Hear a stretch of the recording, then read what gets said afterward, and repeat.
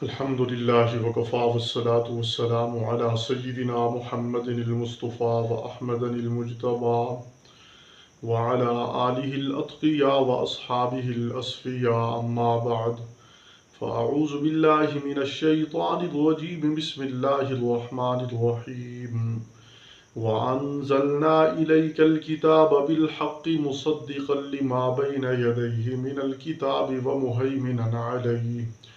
ومهيمنا عليه فاحكم بينهم بما أنزل الله ولا تتبع أهواءهم عما جاءك من الحق لكل جعلنا منكم شرعة ومنهاجا ولو شاء الله لجعلكم أمة واحدة ولكن ليبلوكم. یہ سورۃ المائدہ کی آیت نمبر 48، 49 اور 50 تک اللہ رب العالمین نے اس پہلی آیت مبارکہ میں ارشاد فرمایا وَأَنزَلْنَا إِلَيْكَ الْكِتَابَ بِالْحَقِّ، ہم نے آپ کی طرف سچی کتاب نازل کی ہے، مُصَدِّقًا لِمَا بَيْنَ يَدَيْهِ مِنَ الْكِتَابِ، یہ تصدیق کرنے والی ہے اپنے سے پہلی والی کتابوں کی، وَمُهَيْمِنًا عَلَيْهِ، اور اس کے مضامین پر یہ نگہبان ہے۔ قرآن حکیم یہ سابقہ سب کتب کی تصدیق کرتا ہے۔ ہر کتاب جو بعد میں آنے والی ہے وہ پہلی کتابوں کی تصدیق کرتی ہے جو منزل من اللہ ہیں۔ تو فرمایا یہ کتاب ان کے مضامین پر نگہبان ہے، جیسے ان کے اندر توحید بیان کی گئی، رسالت بیان کی گئی، آخرت بیان کی گئی، تو یہ کتاب بھی ان کے مضامین پر یہ نگہبان ہے۔ لہذا فاحکم بینہم بما انزل اللہ، فرمایا آپ ان کے درمیان فیصلہ کیجئے اس حکم کے موافق جو اللہ نے اتارا، اس میں غریب اور امیر کی تمیز چھوڑ دیجئے، نہ غریب کی طرفداری کیجئے نہ غریب امیر کی۔ اور یہ بڑا اہم ہدایت ہے کہ جب فیصلہ اللہ نے اتارا ہے تو اللہ کی مرضی کے مطابق غریب اور امیر کو بلا امتیاز ان کے بارے میں فیصلہ کیجیے۔ فرمایا وَلَا تَتَّبِعْ أَهْوَاءَهُمْ عَمَّا جَاءَكَ مِنَ الْحَقِّ، ان کی خواہشات کے پیچھے نہ چلیے بعد اس کے کہ حق آپ کے پاس آ چکا ہے۔ یہود کی ایک جماعت آئی، وہ علماء تھے، انہوں نے کہا کہ آپ جانتے ہیں کہ ہم اہل علم ہیں، لوگ ہماری پیروی کرتے ہیں، آپ ہماری رائے کے مطابق فیصلہ کیجئے تو یہ سب لوگ جو ہے نا آپ پر ایمان لائیں گے۔ تو آپ صلی اللہ علیہ وسلم کو اللہ نے ہدایت کر دی کہ ان کی رائے کے مطابق فیصلہ نہیں کرنا، اس فیصلے میں رشتہ داری، اعز و اقارب کی طرفداری بالکل گوارا نہیں، جائز نہیں ہے۔ کسی بھی فیصلے میں رشتہ داروں کے رشتہ داری کا خیال نہیں کیا جاتا، بلکہ اللہ اور اس کے رسول کی مرضی کے مطابق فیصلہ کیا جاتا ہے۔ یہ فرمایا وَلَا تَتَّبِعْ أَهْوَاءَهُمْ، آپ ان کی خواہش کے پیچھے نہ چلیے، عَمَّا جَاءَكَ مِنَ الْحَقِّ، حق کا راستہ چھوڑ کر جو آپ کے پاس آ چکا ہے۔ لِكُلٍّ جَعَلْنَا مِنْكُمْ شِرْعَةً وَمِنْهَاجًا، فرمایا ہر ایک کے لیے ہم نے ایک دستور اور راہ بنایا ہے، ہر ایک امت کو اللہ نے ایک دستور اور راہ دیا ہے۔ دین سب نبیوں کا ایک ہے لیکن شریعت مختلف ہے، ہر ایک کو مختلف یعنی فروعی مسائل، فروعی احکام مختلف دیے گئے ہیں، اصولی احکام سبھی کو ایک دیے گئے ہیں۔ وجہ کیا ہے کہ زمان اور مکان کے اختلاف سے طبیعت پر اثر پڑتا ہے۔ بعض لوگ جو پہلے زمانے کے تھے آج ہم کہتے ہیں کہ وہ بڑے دیانتدار تھے، وہ بڑے ایماندار تھے۔ اسی طرح مکان کے اعتبار سے کچے علاقوں والے لوگ، پکے علاقے والے لوگ، پہاڑی علاقوں والے لوگ، ان کے مزاج مختلف ہوتے ہیں۔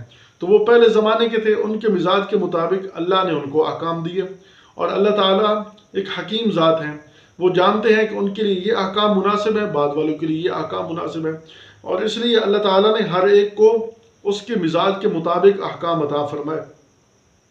اور ایک انسانی زندگی پر مختلف دور گزرتے ہیں، ایسے مختلف دوروں میں جو ہے نا قوم کے اجتماعی حالات مختلف ہوتے ہیں، قوم کے نجی حالات مختلف ہوتے ہیں، تو اللہ رب العالمین انہی کے مطابق احکام دے رہے ہیں۔ جیسے ایک طبیب، ماہر طبیب ایک مریض کو ایک علاج دیتا ہے اور بعد میں وہ تبدیل کر کے اور دیتا ہے، تو اس کا مطلب یہ نہیں ہے کہ وہ پہلے وقت مفید نہیں تھا، بلکہ پہلے اس وقت وہ مفید تھا، اب بعد میں اس کی طبیعت تھوڑا اور بہتر ہوئی تو اس کے لیے یہ علاج مفید ہے۔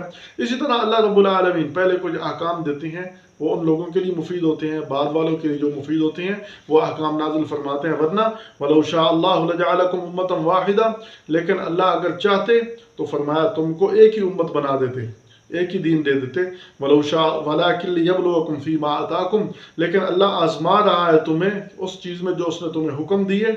فَاسْتَبِقُوا الْخَيْرَاتِ، لہذا تم نیکیوں میں سبقت کرو، مسابقت کرو۔ یہ آزمائش کیسے ہو رہی ہے؟ اللہ تعالیٰ تمہیں آزما رہے ہیں۔